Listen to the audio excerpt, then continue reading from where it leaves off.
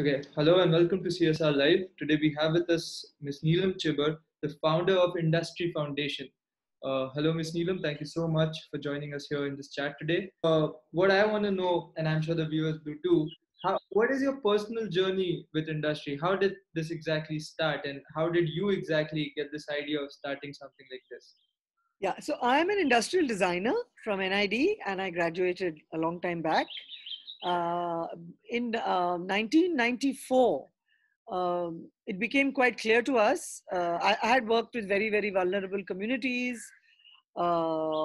in lots of central India, northern India, and I noticed that it was really critical. The most critical thing was uh, the fact that creative manufacturing or artisan-based livelihoods, of which we have the largest number of practicing population in the world. So the numbers vary between 40 million artisans to 200 million artisans. It's the second largest income provider after agriculture. That it was very critical that they need improved market access. So we initially set up a company where we would sell their products, but then of course we scaled it into a larger set of services that they needed. And therefore we set up Industry Foundation, the non-profit, which could access government schemes and access public support so that the most vulnerable communities could have access to the professional services they needed to help them access regular incomes and increased incomes. Okay. When you talk about artisans and you talk about employing artisans, what is exactly, how does that exactly work? Do you guys go to women artisans, or do you find them, or do they have to apply from somewhere? How does it work? Yeah. So essentially what we have noticed is that we work with the most vulnerable communities in Tamil Nadu, Karnataka, Odisha, and we work with local ground level NGO partners often. In some places, we do mobilization ourselves. And in some places, we also work with the government. So, for example, in Odisha, we are working with the Odisha government, the special department of the Odisha Forestry Department that works with Varna Suraksha Samitis, which are the tribal women who are formed into self-help groups. And they have access to the sal and siali leaves from the forest. So we help them do a value-added product. So the whole focus is on improved design, improved markets, improved production techniques, so that they can move up the value chain.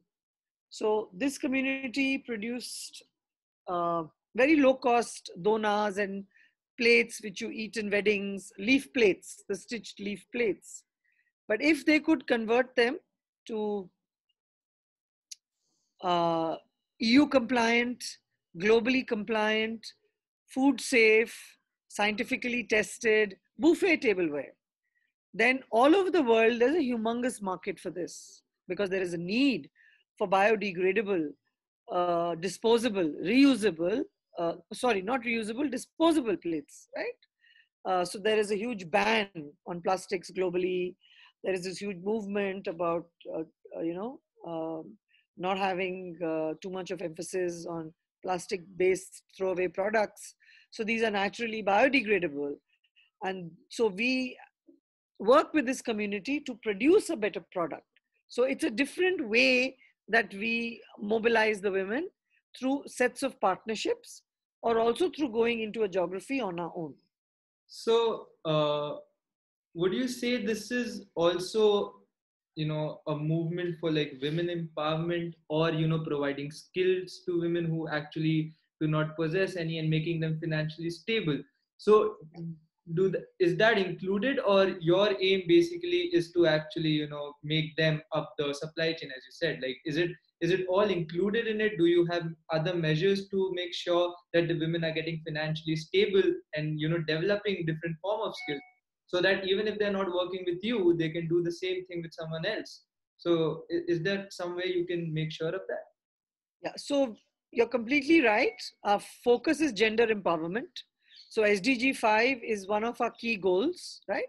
Because when you improve income, so see, if you want to socially empower women, meaning they have a larger say in the family as to where the money goes, and it obviously should go to improve nutrition, improved health, improved education of the family. The woman's voice is not heard in the most impoverished communities unless she is economically empowered. So it's economic empowerment that actually creates, it's a foundation for social empowerment. So it's very important to make the most vulnerable women income providers in the family, even if it's part-time, partial, whatever.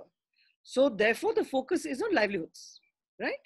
And clearly saying that just by coaching women to be empowered, society is not automatically going to listen to them. They listen if they are contributing to the family financially. So economic empowerment is a backbone, Yeah. number one. Yes. And number two, self-sustainability in economic empowerment is also very critical. So we have a huge skilling movement. Industry Foundation has also seeded a skill development company with the National Skill Development Corporation. And we clearly see that in rural areas, if we want to economically empower women, are we going to migrate them to the cities for work? It is very tough. In India, we see a falling labor force participation for women.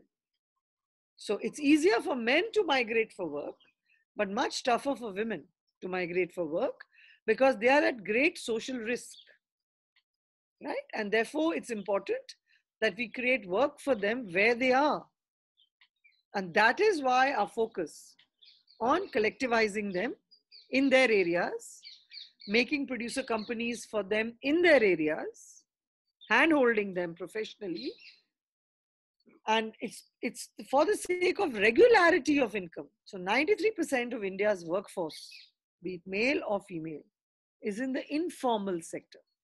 93%, right? And therefore, the only way you will create formal work. So what is formal work? Formal work is regular income, right? So like all of us in urban centers, we need a regular income because we have to send our kids to school. We have to pay the fees. We have to buy the books. We have to buy the uniform. So if we just get paid 1 month in 12 months, we won't be able to do any of this. So it's really critical moving these women into formal work, and which is why we build the collectives, right? So we have to help them build enterprises. We can't just skill them. Beyond skilling, we have to take the next few steps. Right. So you're talking about, having a work in the formal sector, a regular income, and that is very important because as you clearly, rightly said that, it is very important for a person to have an economic, backbone, to have a say. So right now we have been living in a lockdown since several months now because of this COVID. So is there any project or any ongoing project going on from your side to make sure that those women are actually getting that, that pay or that, financial stability in these months? Absolutely. Right through the COVID lockdown, all the women we were working with, they had access to their stipends. We ensured that, so this also shows that the model that we are trying to create, whereby you have a safety net for informal workers in the form of their being in a producer company, right? It's because it's a formal. So there are all of us concerned because we are promoting the producer company, right? So it's a safeguard that we made sure we raised the money through CSR. So we got support from Azim Premji Philanthropic Initiative. We got the support from Target Foundation. We got the support from USAID and a few other CSR donors, HSBC, to support them in this time of crisis. So they had someone there to speak for them. So we ensured that throughout the COVID, and they also did not have to migrate back. So they were not unknown labor sitting in an anonymous city who had to migrate back, walk back thousands of kilometers to their villages. The work they were doing was next door to their homes. So they were at home, literally. And so we make common facility centers where they work, which are close to their home. We have had some social audits done, and 50% of our women walk to work. So we make sure that we create work for them close to their homes. We do not migrate them. And during COVID, we saw that this is the ideal solution and the way the nation should be looking at scaling for an Atmanirbhar Bharat. As we create more and more manufacturing, we really need to focus on not having people migrate to cities, because we have seen the risks associated with that. COVID has shown it, right? And we have an instrument that the government of India has created, the producer company. Even today, with the new laws for agriculture, there is a big focus that farmers should be aggregated, smallholder farmers should be aggregated in farm producer organizations, FPOs. So we create off-farm producer organizations. And so we believe that small manufacturing also should look at this methodology, which the farm sector uses. So India has the largest number of smallholder farmers in the world. So we have an FPO, which is an instrument. Similarly, if you have the largest number of artisans in the world, you should use the OFPO, and you should aggregate them, scale them. We should build 10,000 off-farm producer companies in the next 5 years, which can scale an Atmanirbhar Bharat, which can have more and more women doing small manufacturing from areas close to their homes. So that's perfect. So you spoke about CSR. We're gonna talk about this. I just have one question before that. The products that are designed or manufactured by these women or anybody who is connected with your foundation, what happened to these products? What happened? Do you circulate them? Do you sell them to other shops, or like what do you do of those products? So industry's foundation theory of change is something we call the 6C framework. So we have to provide the women 6C services. So our first C is construct. That's aggregation. So you cannot produce competitively a product if one woman makes it. Global competitiveness comes with a certain scale.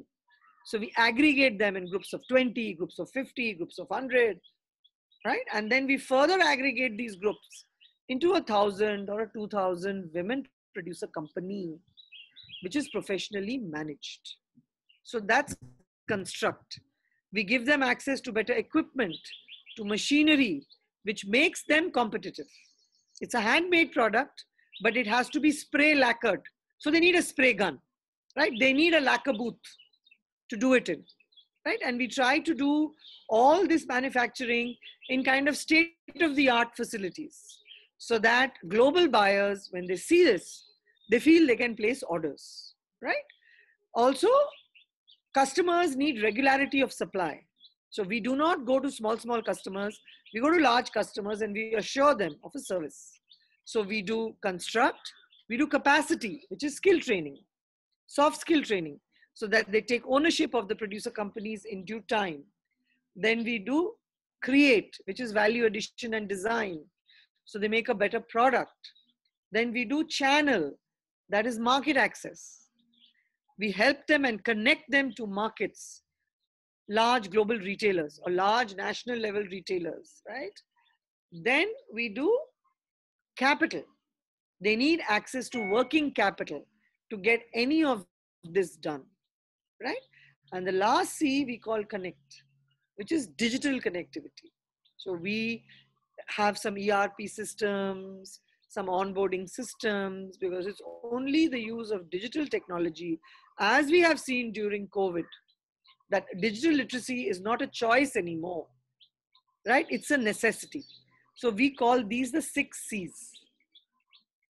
So we have to offer all the services, because you cannot just do one and hope for the best. Right, right, right. So these women, I'm presuming here this that these women might, like, more than 50% might not be very comfortable with using these state-of-the-art machinery. Are there workshops that you guys provide them, or are there any training sessions? Because I'm pretty sure these women come from the rural areas, so they wouldn't be. Absolutely. Absolutely. So we have common facility centers, right, where the equipment is. And we also have a model of work from home now, thanks to COVID, right? Because otherwise they were all coming to the common facility centers to work where the equipment was, right? But now some of the women come to the CFC and some of them work from home. And all the equipment, like for example, we are exporting banana bark home accessories to IKEA Global, for example. So there, a basket has to be fumigated. A basket has to be heated in a heating chamber up to 60 degrees to ensure it doesn't have any fungus or worms, right? So all this equipment is in the common facility center, right? And it is managed. Record keeping has to be done to ensure that a basket is in the heating chamber for a minimum of 1 hour or 2 hours, whatever is stipulated. So all this kind of artisanal, what we used to call artisanal production, can actually be done in a very scientific way, and that's what is done. And we train the women, right? So all our spraying in the lacquer booth is done by women. They're trained to use the equipment, follow the processes. Yes, there's a lot of training involved.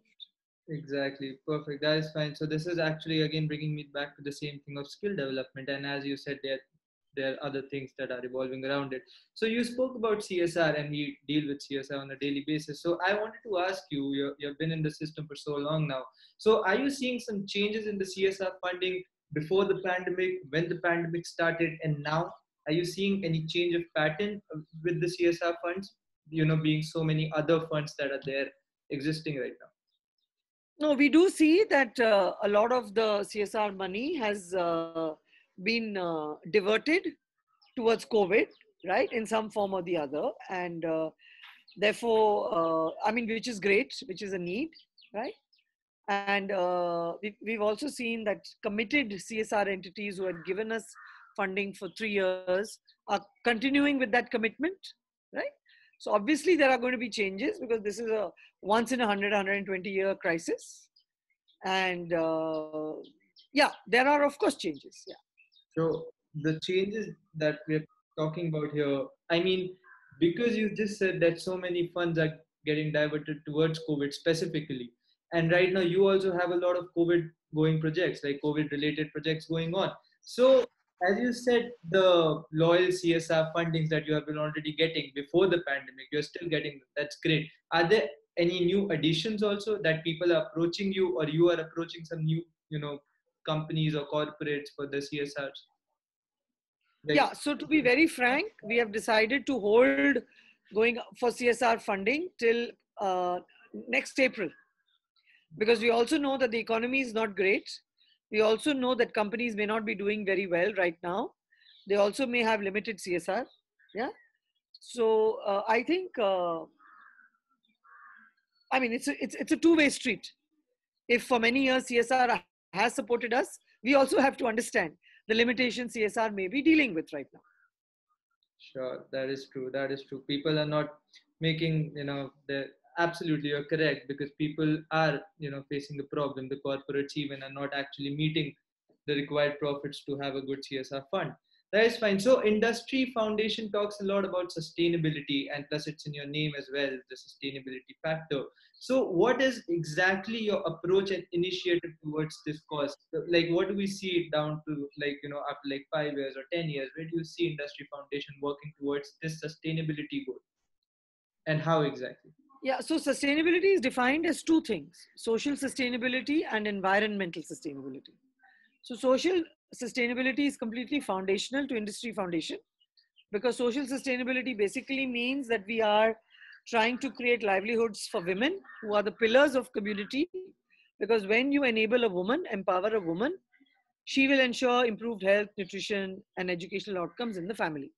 So that's a pillar of society, that as a nation we need to see improved health, nutrition, and educational outcomes for society. So that is taken care of. The social sustainability piece is the backbone of what we do.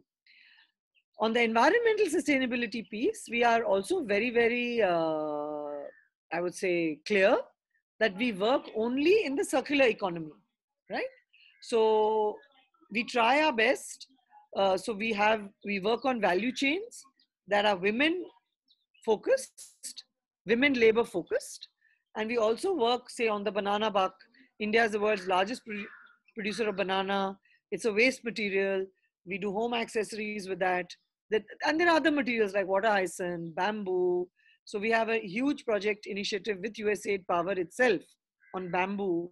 So bamboo is a carbon mitigating material, and there is going to be a huge global demand for bamboo, right?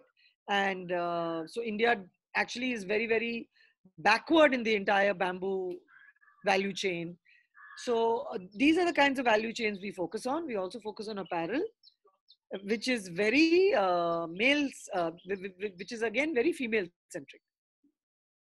Okay, that is perfect. That is great. So basically, what I get from whatever talk we had here is that not only industry is focusing on these different industries where women can actually grow and actually be skilled.